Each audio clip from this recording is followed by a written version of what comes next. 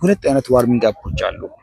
ጀነራል ዋርሚንግ አፕ እና ስፔሲፊክ ዋርሚንግ አፕ። to get the maximum benefit from workout you have to follow the principles of training። ማወቅ ያለበት በ2.5 ኪሎ ሜትር ፐር ሃወር ስፒድ ላይ አድርጎ ከ2 እስከ 5 ደቂቃ ፕሪንሲፕልስ ኦፍ ዋርሚንግ አፕ ነው። ሰውነታችን ለዋናው ወርክአውት ሬዲ እንዲሆን የምናደርግበት የእንቅስቃሴ አይነት ነው። ሰላም ውድ የቻናሌ ቤተሰቦች፣ ማሚ ፊትነስ የሚታወቀው የተለያዩ የስፖርት እንቅስቃሴዎችን፣ የአካል ብቃት እንቅስቃሴዎችን፣ ኤሮቢክስም አን ኤሮቢክ የሆኑ ወርክአውቶችንም በቤታችሁም ሆናችሁ በጂምናዚየም መስራት የምትችሉትን በሳይንሳዊ መንገድ በአጭር ጊዜ ውስጥ ለውጥ እንድታመጡ የሚያግዛችሁ የዩቲዩብ ቻናል አካውንት ነው። ስለዚህ የኛ ዩቲዩብ ቻናል በአጭር ጊዜ ውስጥ እንዲያድግ የግድ ሙዚቃና ፕራንክ ቪዲዮዎችን መልቀቅ የለብንም። እኛ ሳይንስን መሰረት አድርገን እናንተን ሊለውጣችሁ የሚችል ሊጠቅማችሁ የሚችለውን የተለያዩ አይነት ቲፖችን እየሰራን ወደ እናንተ እናቀርባለን። እናንተም እንደዚህ አይነት አስተማሪና አዝናኝ ቪዲዮዎችን ሰብስክራይብ በማድረግ ቪዲዮአችንን ላይክ በማድረግ ሀሳባችሁን ኮሜንት ላይ እየጻፋችሁ የምትፈልጉትን አይነት ቪዲዮ እንድንሰራላችሁ እያደረጋችሁ ሞራል እንድትሆኑን ጠይቃችኋለሁ። ብዙ ጊዜ አስተማሪ የሆኑ ቪዲዮዎች ብዙ ተከታይ የላቸውም። ቲክቶክ ላይም ዩቲዩብ ላይም ብዙ ሰብስክራይበር የላቸውም እና እንደዚህ አይነት አዝናኝና አስተማሪ የሆኑ ቪዲዮዎችን ሰብስክራይብ እንድታደርጉ ከወዲሁ ጠይቃችኋለሁ። ይህንን ቪዲዮ ከመጀመሪያ በፊት መጀመሪያ ሁላችሁም ቪዲዮውን ላይክ በማድረግ ጀምሩት። ዛሬ የምንወያየው ወይም ደግሞ ዛሬ መርጬላችሁ የቀረብኩት ስለ ኤክሰርሳይዝ ፕሪንሲፕል ነው። እንግዲህ እንደምታውቁት ኤክሰርሳይዝ ብዙ አይነት ፕሪንሲፕሎች አሉት። ሁሉንም ማብራራት አንችልም። ለዛሬ ከኤክሰርሳይዝ ፕሪንሲፕሎች ውስጥ ሁለቱን መርጬ ወደ እናንተ ቀርቤያለሁ። የመጀመሪያው ፕሪንሲፕልስ ኦፍ ዋርሚንግ አፕ ነው። የዋርሚንግ አፕ ፕሪንሲፕል ወይም ደግሞ ሰውነታችን ለዋናው ወርክአውት ሬዲ እንዲሆን የምናደርግበት የእንቅስቃሴ አይነት ነው። ለተወሰኑ ደቂቃዎች ከ2 እስከ 5 ሊሆን ይችላል። ቀለል ያለ ወርክአውት ሰውነታችንን ለቀጣይ ወርክአውት ሬዲ ለማድረግ የምንሰራው አይነት እንቅስቃሴ ነው። ይህ ሰውነታችንን ለቀጣይ ወርክአውት ሬዲ ያደርጋል ማለት ነው። እንደየሰውየው ኦብጀክቲቭ እና የስፖርት አይነት ይለያያል። ለምሳሌ አንድ ማራቶን ሯጭ የሆነ ሰው ወይም ደግሞ ኤሮቢክን መስራት የሚፈልግ ሰው ሰውነቱን የሚያሟሙቅበት መንገድና አንድ ቦዲ ቢልደር ሰውነቱን የሚያሟሙቅበት መንገድ የተለያየ ነው።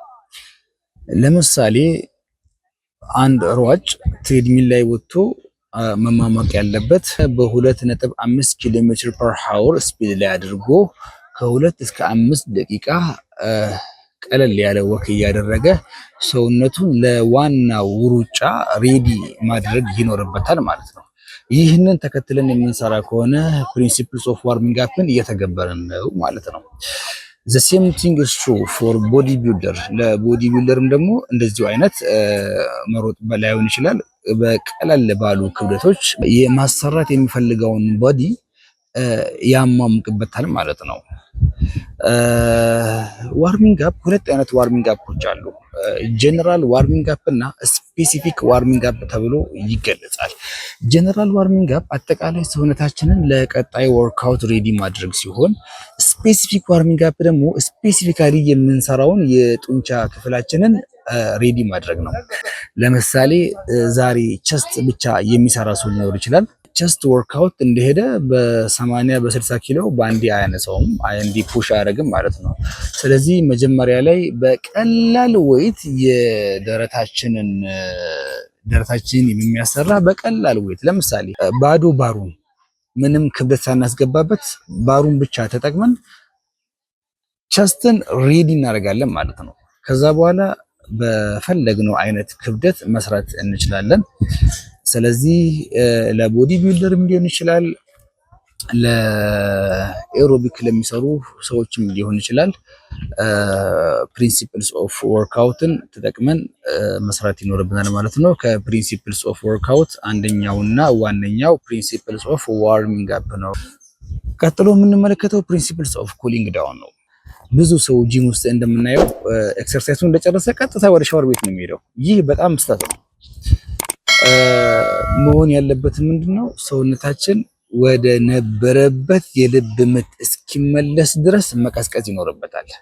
ያንን ከተከበርን ነው እንግዲህ የኤክሰርሳይዝ መርሆችን ወይም ደግሞ ፕሪንሲፕልስ ኦፍ ኤክሰርሳይዝ እየተገበርን የምንሄደው ማለት ነው። ባይ ዘ ወይ በፕሪንሲፕል እና ያለ ፕሪንሲፕል የሚሰራ ወርክአውት ዘሴም ሪዛልት የላቸውም።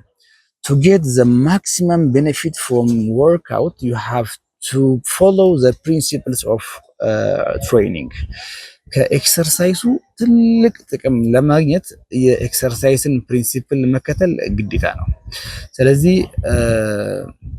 ዛሬ ይዤላችሁ የቀረብኩት የዋርሚንግ አፕ እና የኩሊንግ ዳውን ፕሪንሲፕሎችን ነው። በቀጣይ የትኛውን ፕሪንሲፕልስ ኦፍ ወርክአውት ይዤላችሁ ልቅረብ? ሀሳባችሁን ኮሜንት ላይ ጻፉልኝ።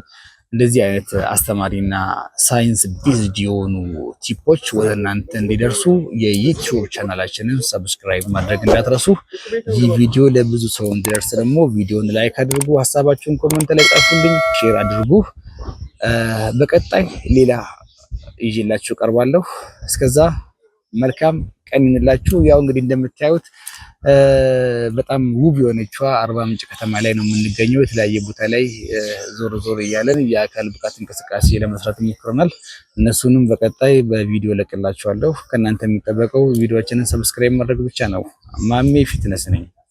ፊት ፎር ዋት ዩ ሊቭ